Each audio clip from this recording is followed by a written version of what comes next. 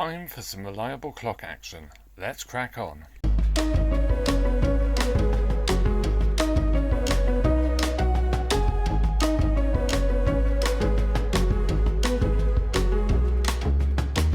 Hello and welcome to another MrBetaByte video, and this is part 2 of Eric's TT-F1 SL-F1 repairs, and in this one we're going to strip down the front sort of PCBs and have a look at the DC-DC AC converter, change the caps in there. It does work, but Eric did say that it had gone off, was going off. Now this has been running really hot as well, so if you know what the DC-DC AC converter is like in these, it will be baked. So yeah, we'll take a look at that, and then we'll at least start working on the SL-F1. So we'll see. That's what it's known as in the UK. In the US anyway, it's an SL-2000. So that's just worth noting. Very similar machines, obviously NTSC versus PAL, CCAM as well. I think it's the SL-F1F in France, for example. So yeah, let's crack on. Okay, so let's get this apart. First things to take off the top can. It's quite tight. And then need to take out this panel. So there's 2 screws there and there, and then it should, oh, 2 more. I think, yes, there and there. So no arrows on this one, and you do have to take this one out as well because it stops it from lifting up. Okay, so we should, let's just push these connectors off, and I have a feeling I do actually take the power supply out because you don't get quite enough. Yeah, this side, other side screw needs to come out as well for the front. So I'm just going to slacken that off. Maybe not. Yeah, that's fine.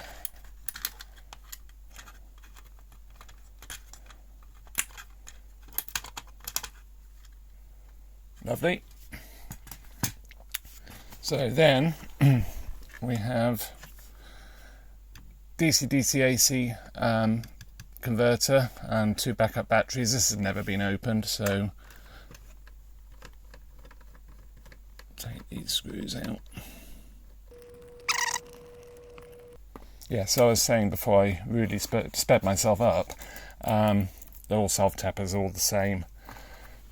So yeah, and this should hopefully come out without too much trouble.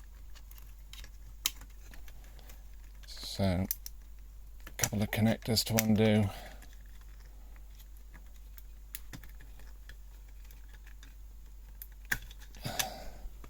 Rather unceremoniously done by yours truly. And there we go. There it is in all its glory. So I'm sort of a bit intrigued to see if there's any charge at all on these batteries. I very much doubt there will be. I very much doubt they work. That cap there I can see is actually swollen. Top's swollen on it. I don't quite make it out on camera. But yeah, it's sort of domed. So that one's been stressed. But yeah, this is what we want to get out. And it's a bit of an effort. It's quite a lot involved sort of getting this thing open. So yeah, let's crack on. Right, so I'm going to do this a slightly different way. I've got this rather natty microscope, which I really have not used that much, but yeah, I'm going to use it now.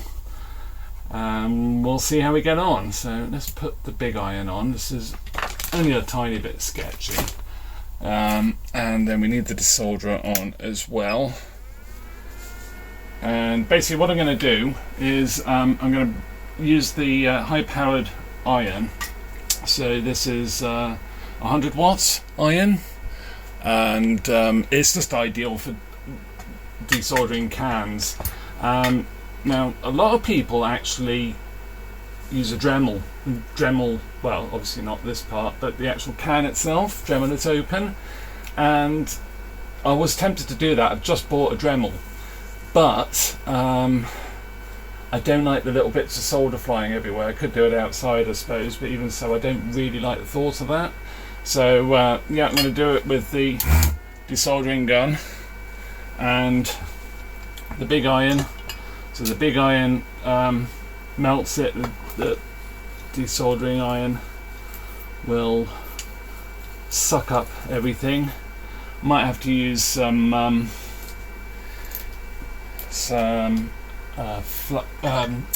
solder braid as well. The easiest angle to work at. This does actually take a while to warm up. Yeah, it's getting there.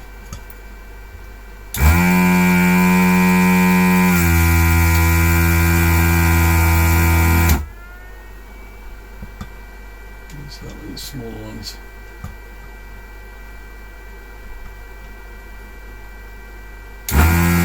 And once the iron gets really up to temperature, you don't have to give it much heat, or much. It just doesn't take long.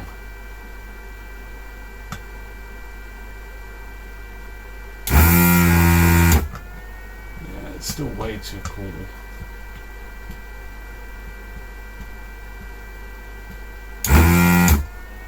I think what I'm going to do is just leave that iron just to heat up a bit more. It's still too cool. So yeah, unfortunately I can't move the microscope any further away. I've run out of space because of the ceiling. It's a sloping ceiling up here. So yeah, I'm going to have to try and keep everything in shots, which will be quite fun.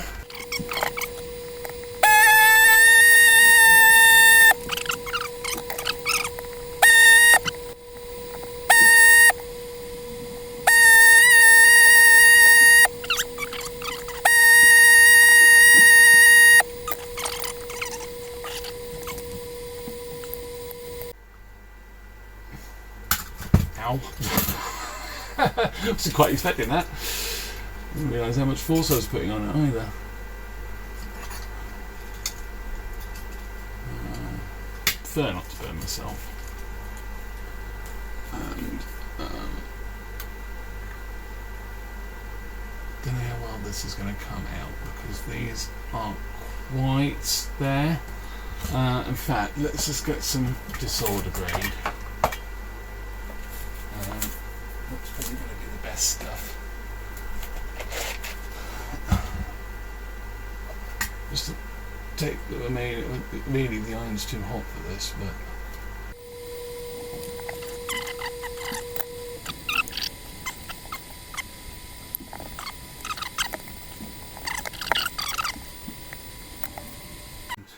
Still trying to be attached to somewhere here.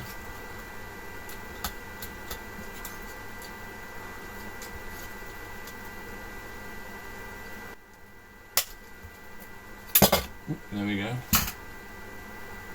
So that's stage one done. Now stage two, what I used to do is use loads of solder braid, but I'm hoping that I can actually use the desoldering gun, same method.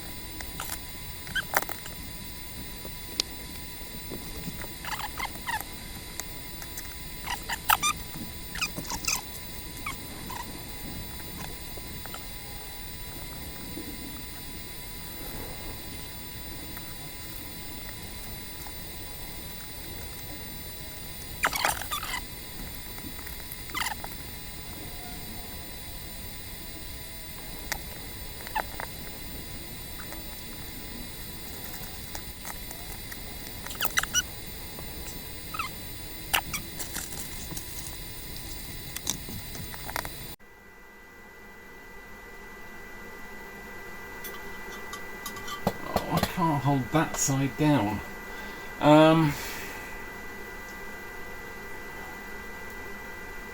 What an absolute pain. Because I just need a clamp really, so it needs to be some sort of clamp just to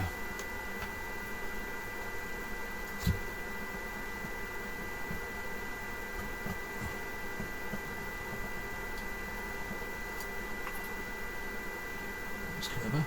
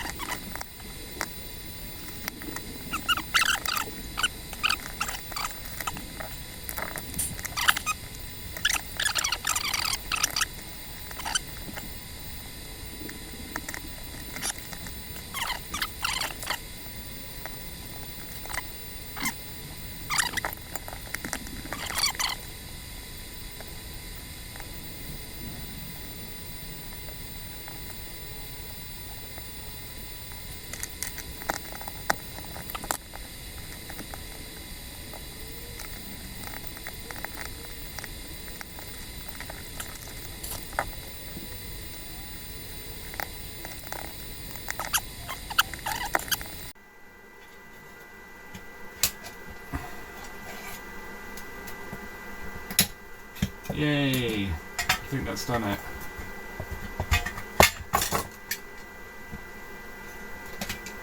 Yeah. Oh, that was hard work. Whether I put that back on, I don't know. I haven't been, to be honest. I've been leaving them off. So the PCB screens quite a bit of it anyway, so yeah, I think what I'll do is I'll replace the caps anyway.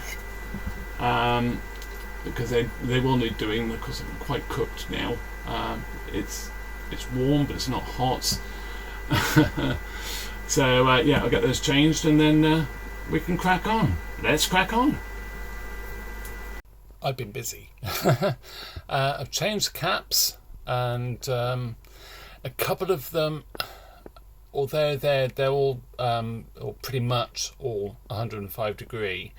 Some of the higher voltage ones I've had to go for 85 because that's all I have, and that's all I could get at the time. Actually, when I ordered these quite a while back to do these DC-DC AC converters, but yeah, all done, and yeah, really pleased that.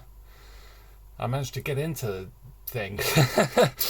And I've also done the caps on the DA3 panel.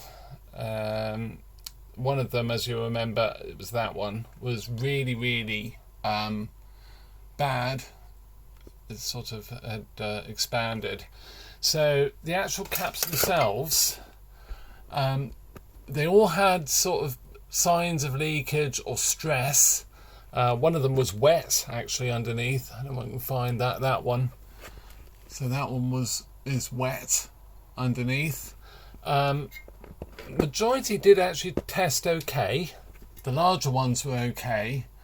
The smaller ones were the ones that gave the problems, and the 10 volt ones on the DA3 panel, I've put 16 volt ones in. They were particularly sort of dodgy as well. So yeah, definitely worth doing. But what I've done, what I'm going to do, is not put the whole can back together. I've done this a few times. I've never had a problem with it. I've never had any reports of any issues with noise. The way I look at it is, I mean, things are screened so well. So anyway, pretty much, sort of. So,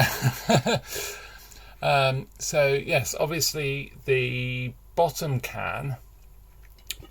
of the can is what attaches the whole thing to the PCB. So what I do is I solder on some wires, just component legs that I've chopped off, onto the can, and then that can just slide over. I have been tempted in the past to actually drill some holes in this, but I just think, I mean, these days they're never left on like permanently, so yeah, I'm happy to not do that. So yeah, I'll put this all back together and we'll give it a test. Let's crack on.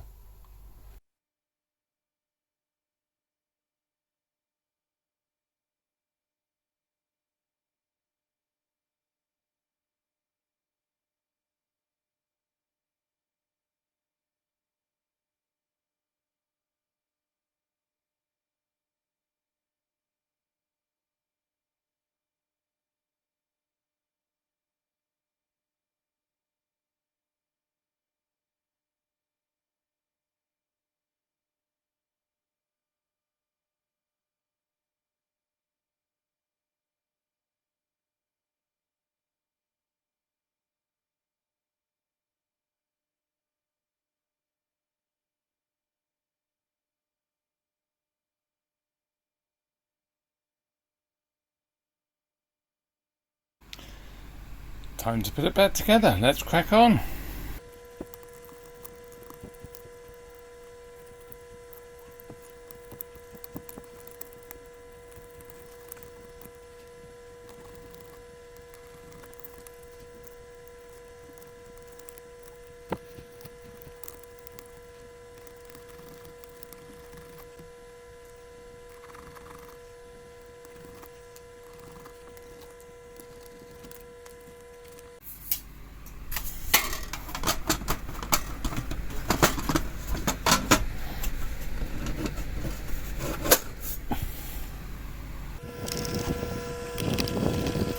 It's all back together. I didn't actually mention before, but I did change the fuse as well, the 350 milliamp fuse, just because it would have been stressed, so put a new one in just to make it as reliable as possible. So here we go. Let's give it a power on. That's looking good. Excellent. So, does it power on? Yes, it does. So, let's try a cassette. I'm not going to fix the SL-F1 in this video, but let's actually see what it's doing. I'm quite intrigued. And I already have my suspicions. I know what it is. Well, that's not laced. That's not what I was expecting. So fast forwards, rewinds. It knows it's in there. It knows it has a cassette. Let's press play. And of course it cuts out. So, yeah, Eric's repair reports stated that it would try and play and then cut out, and yeah, it does that, but it's not lacing either. So that's going to be in the next video, and yeah, hope you enjoyed watching me struggle with that DC-DC AC module in the TT-F1. But yeah, a like and subscribe and a hype would be fantastic. I really hope to grow the channel. I know I keep saying it, but I really just want to do this as ultimately a full-time job if I could. But yeah, pay's not that great. Anyway, one day I dream on, and I love this kit. So with that, thank you very much for watching. A like and subscribe would be fantastic, and hopefully I shall see you in another video. Bye for now.